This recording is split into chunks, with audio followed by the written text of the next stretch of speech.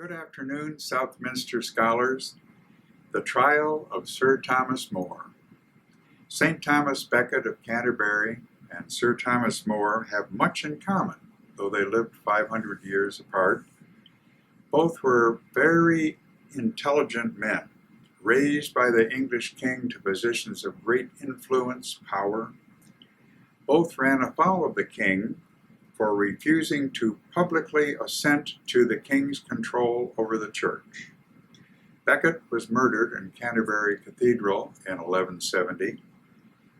More was tried for treason and beheaded in 1535. And today's class is on that famous trial. Well, King Henry VIII had married Catherine of Aragon in 1509. It was apparently a real love match. But to do that required a papal dispensation because Catherine had first been married to Henry's older brother, Arthur. Both Catherine and Arthur were very young. Arthur was very sickly, and a few months after the wedding, Arthur died. Catherine swore the marriage had never been consummated. Now, Catherine was too great a prize for England to let her get loose, and so marriage was arranged with Arthur's older brother, Henry. Well, this required another papal dispensation, which was readily granted.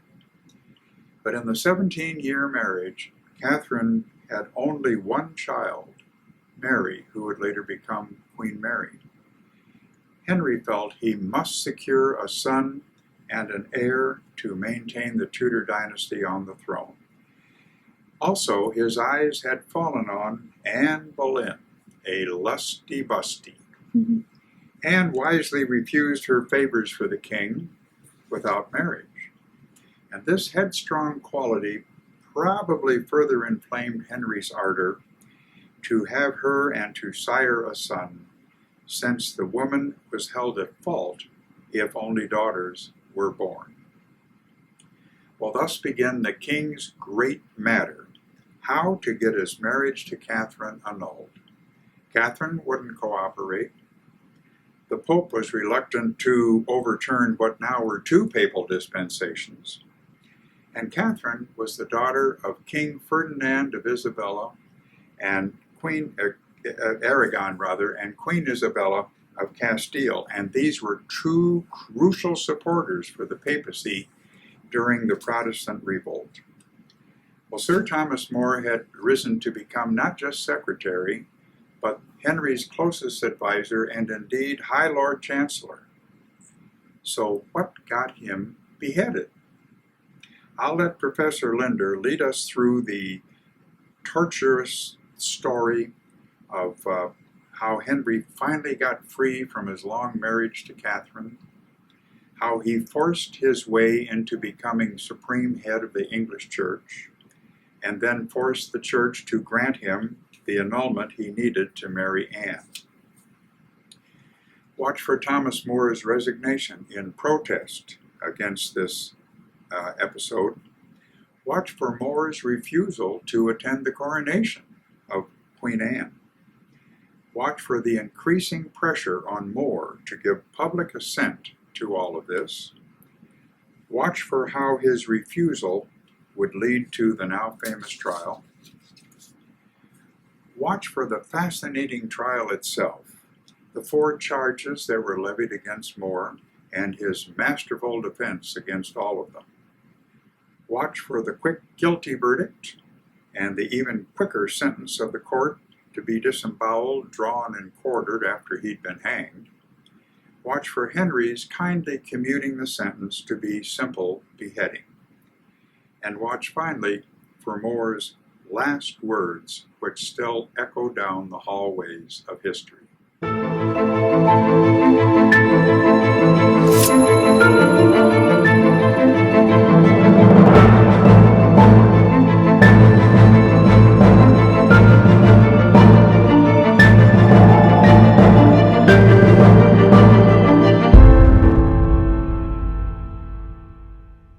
It's July the 1st, 1535. Sir Thomas More is about to go on trial. The Constable and armed guards arrive in More's cell in the Tower of London. They find him dressed in a coarse woolen gown. The guards escort More to the waiting barge, which carries him the short way down the Thames to Westminster Hall. Weak and walking slowly with his staff, but still cheerful, Sir Thomas makes his way into the court. The Lord Chancellor begins the proceedings by reading the indictment. More, he says, is charged with treason, and the punishment for treason is death. The story of how the head of one of the most revered men in England ends up on the chopping block on London's Tower Hill is both important and instructive. Few people in history have faced their trials and deaths as squarely, calmly, and with as much integrity as Sir Thomas More. Our story begins in 1509, when the new 18-year-old king, Henry VIII, marries a young Spanish princess, Catherine of Aragon. The marriage came with the blessing of Pope Julius II, the form of a dispensation from an injunction found in the Bible. The dispensation was deemed necessary because Catherine had been briefly married to Henry's older brother, Arthur. The earlier marriage raised the question of whether Henry's marriage violated Leviticus chapter 20, verse 21. If a man shall take his brother's wife, it shall be an unclean thing. In granting the dispensation, the Pope noted that Arthur was ill throughout the 6-month-long marriage until his death, and that the marriage, according to Catherine, was never consummated. So Henry and Catherine married. 17 years passed with no questions raised about the Pope's dispensation. But then in 1526, King Henry's affection turned from Catherine to the beautiful Anne Boleyn. And suddenly, reviewing Leviticus, Henry began to question the lawfulness of his marriage to Catherine. In fairness, his renewed interest in Leviticus was not just the result of his lust for Anne Boleyn. Henry was also disappointed that his marriage to Catherine had failed to produce a healthy son. But any way you look at it, it was Henry's twin concerns for his sex life and his bloodline, and not any genuine spiritual zeal, that set in motion a religious conflict that would change the face of England. By June 1527, Henry was convinced that his 1509 marriage violated the command of Leviticus. He informed his wife they had been unlawfully married for 18 years. Faced with having her dignity as a married woman stripped and her daughter labeled illegitimate, Catherine did not take the news well. The king raised the issue of his marriage with his Lord Counsellor, Thomas More, at Hampton Court. According to More, His Highness, walking in the gallery, broke with me his great matter. More reports that Henry laid the Bible open before me and there read the words that moved me. More suggested to Henry a different interpretation of Leviticus. Displeased, the king ordered More to commune further with his royal advisors and read a report that made the case for annulment. Later in the fall, Henry took the unusual step of visiting More at his home in Chelsea to take up again his great matter. As the scene is depicted in Robert Bolt's play, A Man for All Seasons, the king walked the gardens with his arm around the neck of his trusted counselor. But their differences remained. Ultimately, the disagreement was over the matter of papal supremacy. The king argued that Leviticus made his marriage a crime in God's eyes, and that no pope had the power to waive the biblical injunction. More, on the other hand, accepted papal supremacy as a matter of faith. More viewed Pope Julius's 1509 dispensation as conclusive. So More here represents tradition. More is a staunch defender of the faith in Europe when the Catholic Church is under increasing attack. Only a decade earlier, Martin Luther had declared the Pope to be the Antichrist. And while More and Henry debated the Pope's power, most of northern Germany was in the process of becoming Lutheran. Powerful historic currents were at work. From Henry's standpoint, the proceedings to gain the annulment of his marriage to Catherine moved at a snail's pace and produced no tangible results. On a midsummer's day in 1529, at the order of the Pope Clement, a legatine court met in London to consider the king's great matter. The proceeding opened with the cry, "King Harry of England, come into the court." "Here, my lords," the king replied. "Catherine, Queen of England, come into the court." Catherine walked over to the king, knelt, pleaded for pity and compassion. She proclaimed her loyalty to Henry and insisted that she never had relations with her husband's brother. Henry replied that were it not for his love for Catherine, he would have acted sooner on his religious doubts. Then, after pledging to abide by the court's conclusions, Henry made his case for annulment. The inquest produced no results. Catherine chose to make no more appearances and denied the body's authority to decide the validity of her marriage. Instead, she appealed the matter directly to Pope Clement, and the Pope announced that a final decision on the validity of the king's marriage would be made in Rome, not in England. Meanwhile, the king grew impatient. He was especially upset with Cardinal Wolsey for failing to secure a church decision annulling his marriage. Henry ordered Wolsey arrested for treason and stripped of the title of Lord Chancellor, the highest appointed office in England. In his place, Henry chose Thomas More as the new Chancellor of the realm. The choice was widely acclaimed. More knew the job would bring trouble, but More accepted the post anyway. For him, he had been offered the best position in England for defending his church, the Roman Catholic Church, against what he saw was a growing plague of heretics.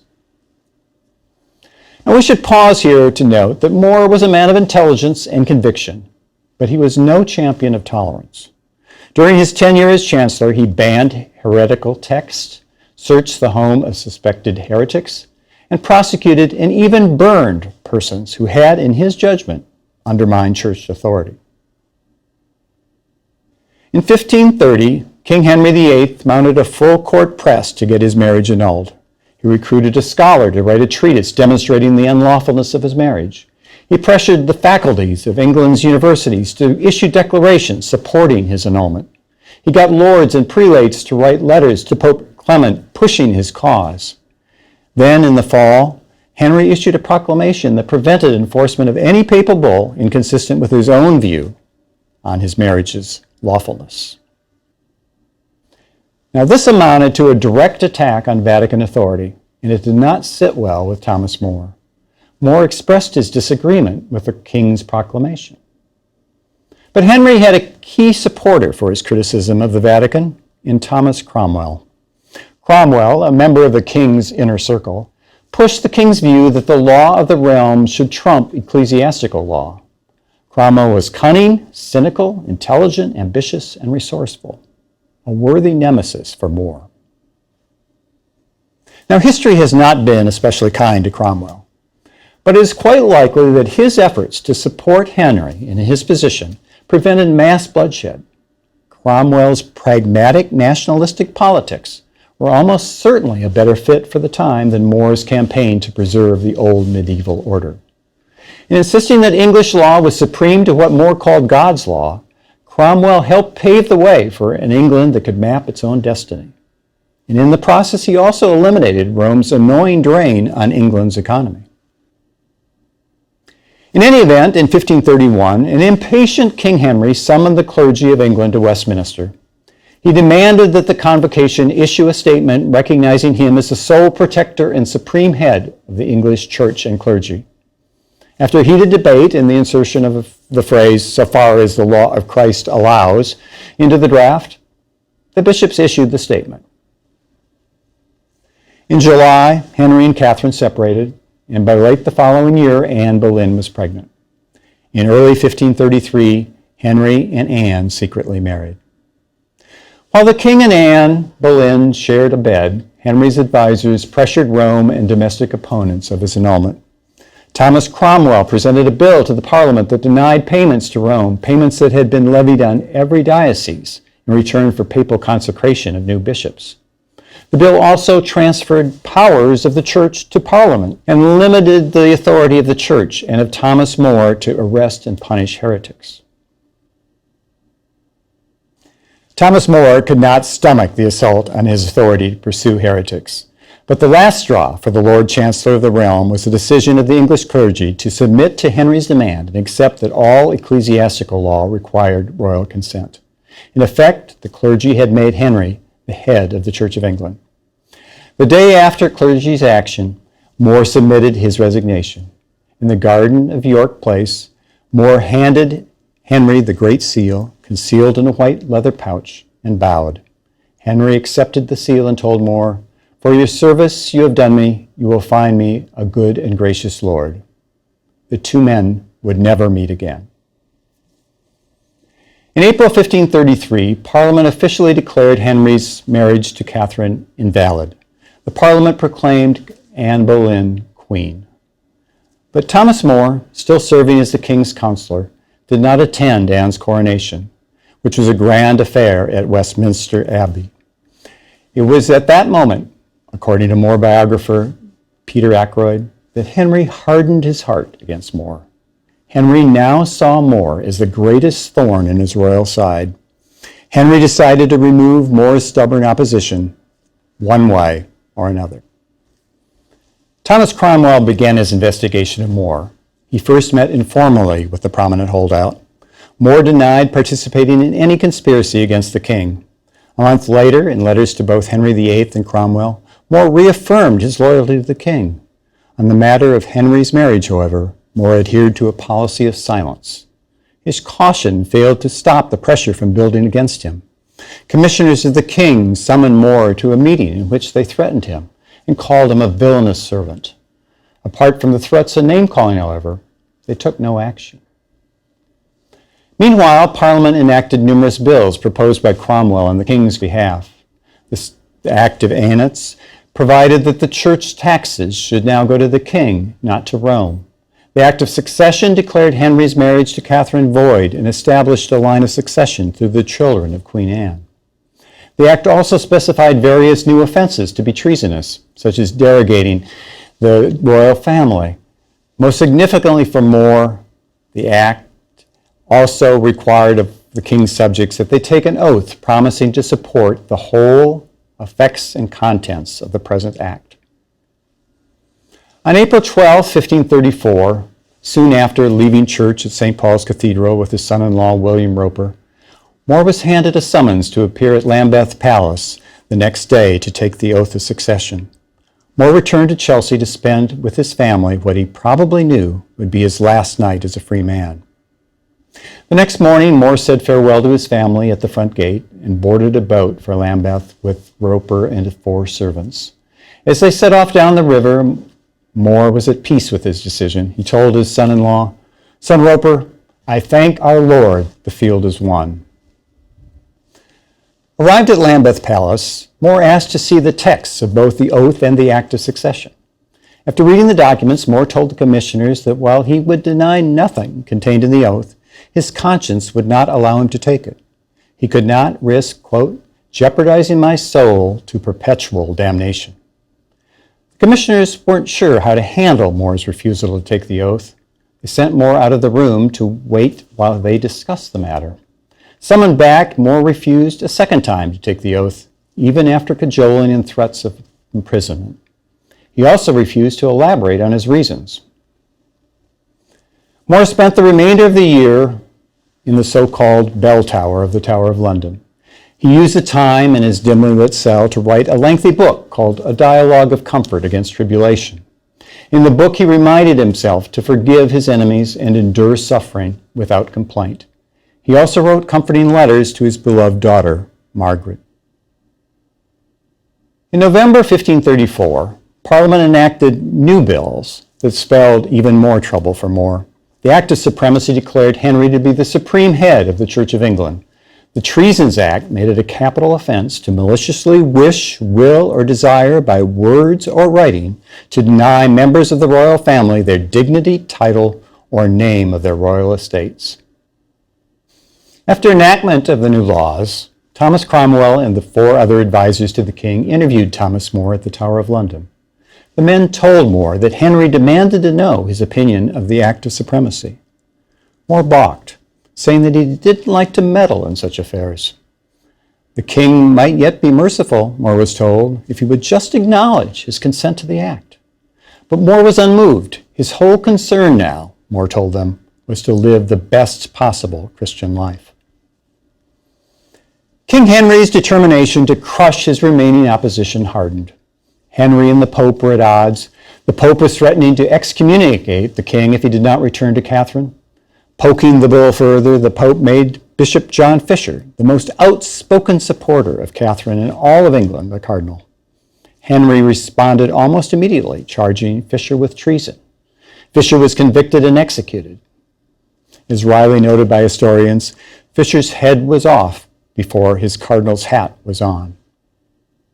More faced intense questioning in a third interrogation. Asked once again to give an oath, this time affirming Henry's supremacy as the head of the Church of England, More maintained his resolute silence.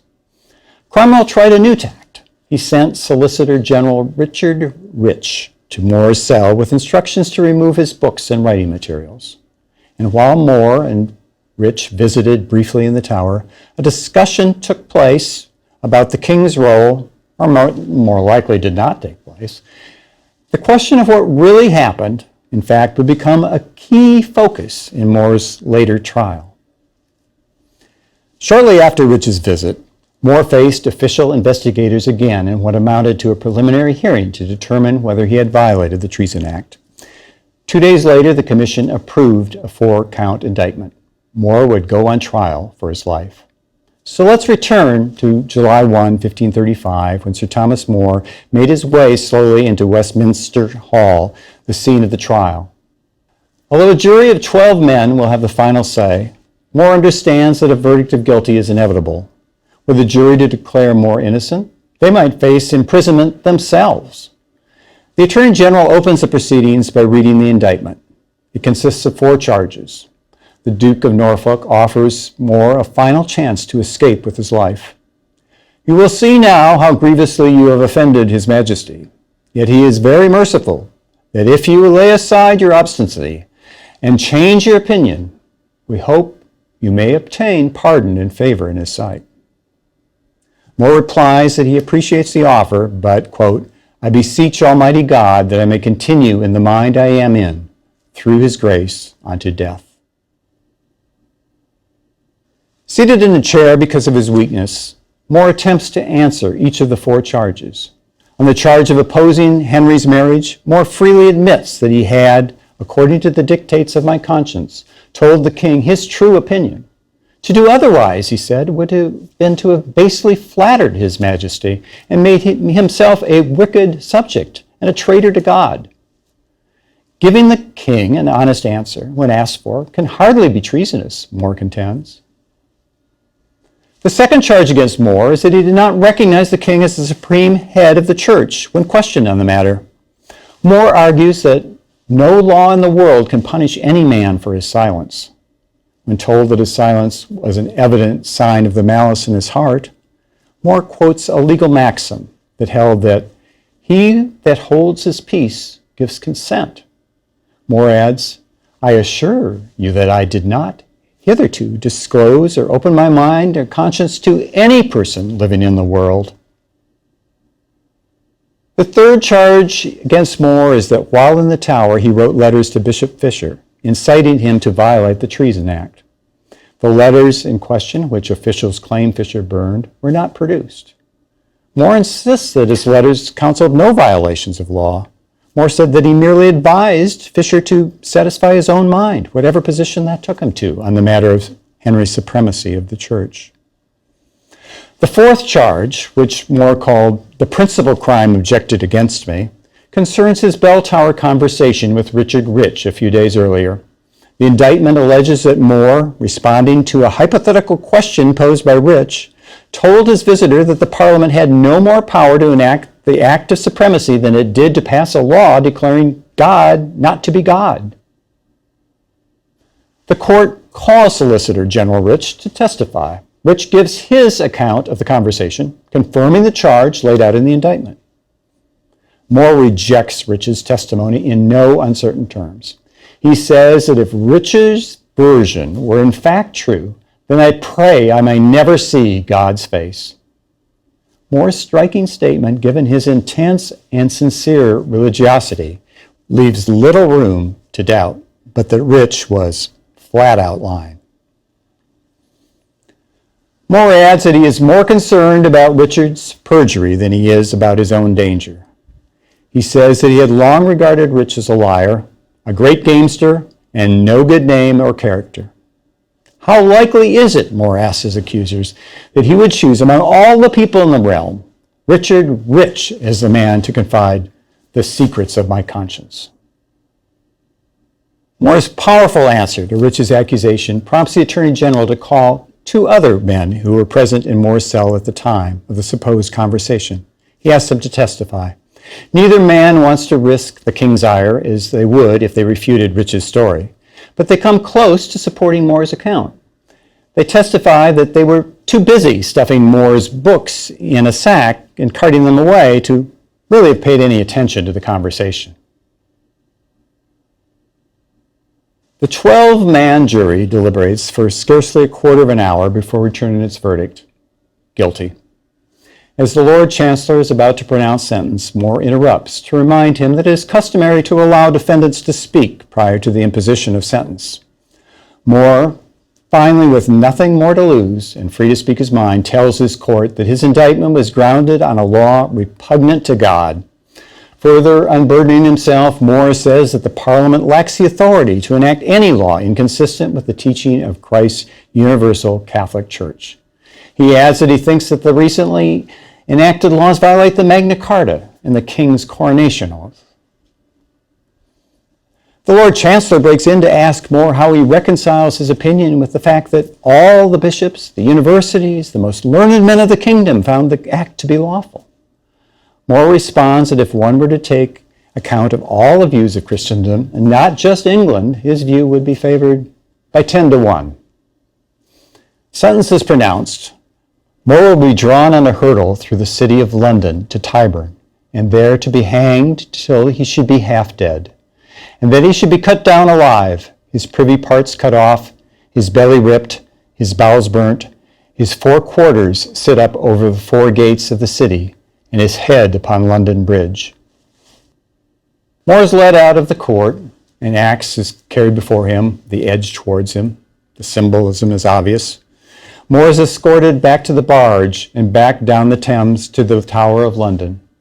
The party disembarks at the barge and an armed guard leads More up the old Swan Lane and down Thames Street. As More and his guards approach the tower, his daughter Margaret kneels before him to receive a blessing. They embrace and they kiss. More is escorted back through the large crowd to the cell where he will spend the last 6 days of his life. These final days, More spent fasting and praying. His famous wits stayed with him until the end. For example, in declining a haircut, he told the barber, "The king has taken out a suit on my head, and until the matter is resolved, I shall spend no further cost upon it." On the Monday following his sentence, More received a visit from his wife Alice, to whom he had given a final letter for Margaret, composed with charcoal. In the letter, More writes, "I never liked your manner toward me better than when you kissed me last, when daughterly love and charity hath not leisure to look to worldly courtesy." More also received a bit of good news, if you can call it that. The king commuted his sentence from disembowelment to simple beheading, in recognition of More's years of service. A representative of the King's Council arrived at More's cell at dawn on Tuesday, July 6, 1535. He told More that he would be executed that morning and that the king had requested that he keep his words to a minimum. Shortly before 9 o'clock, dressed in a plain gray robe and carrying a red wooden cross, the bearded More was led out of his cell for the 200-yard journey to the execution site on Tower Hill. More's family was not among those in the crowd. The king had not granted them permission to attend. An officer steadied More as he climbed to the execution block. Following the wishes of the king, More spoke only briefly to the large crowd gathered to watch the event. He told them to pray for him in this world and that he would pray for them in the next. "I die the king's good servant and God's first." More knelt down in front of the block and uttered the words of Psalm 51. Then he rose and kissed the red-robed executioner. "Be not afraid to do thine office," he told him. Kneeling again, More laid his head upon the block and stretched his arms out in front of him. He asked the executioner to wait a moment until he could push his beard aside, joking that but Beard had committed no treason. One blow of the axe took off his head. The executioner raised the head for the crowd to see. "Behold the head of a traitor."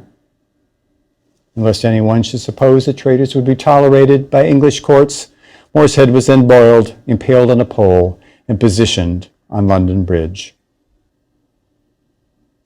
Thomas More's efforts to preserve the unity of the church failed. In the year after his execution, Henry VIII escalated his attacks on Catholic institutions. He drained monasteries of resources necessary for their survival. Church ornaments, vestments, and jeweled relics were pillaged. Altars and stained glass windows destroyed, and the painted walls of churches defaced. The attack on the Catholic Church in England would go on for a while. 40 years after More's death, the rout would be complete. In part, what makes the trial of More a great trial is that Thomas More was a great person who played his role throughout the trial to perfection. This was never a trial More could have won, and he knew that. The More trial calls to mind the trial of Socrates. Like Socrates, More to the end remained true to his principles, followed his conscience, and preserved his integrity, and died because of it. For Henry and for England, the trial removed the most influential defender of the old order. It established that English law would be supreme to even what More had called the law of God. The trial marked the end of one age of England and the beginning of a new, more dynamic period in its history, its rise to world prominence. The Catholic Church, however, recognized More's contribution to the faith. On May 19th, 1935, at St. Peter's Basilica in Rome, Pope Pius XI presided at a canonization ceremony for Thomas More and Bishop John Fisher. The Pope said of More, "He knew how to resist, in accordance with his duty, the supreme head of the state when there was a question of things commanded by God and the Church." More biographer Richard Marius reminds us of why the life and death of Sir Thomas More remains relevant today. More, he writes, is that rare and magnificent individual whose life summarized an age in a way that few lives have been able to do. More represented an age in when the Pope's word was God's word, an age when honor, courage, and piety were valued above all else. Just a few takeaways for me. More's trial changed the face of England. It marked the end of one age and the beginning of another. More leaned toward some degree of religious toleration, but was unwilling to assent to king control over the church. Like Socrates, he was true to his principle, and like Socrates, he died for them. I like the observation by Professor Lindner that More was a rare and magnificent individual, a man for whom honor, piety, and courage mattered above all else. And perhaps that's the lesson here, that certain trials and their outcomes give us role models for whom conscience and principle mattered more than life itself. Well, comments, observations on QB. Next week, the trial of Giordano Bruno. Be careful what you say, and thanks for coming today.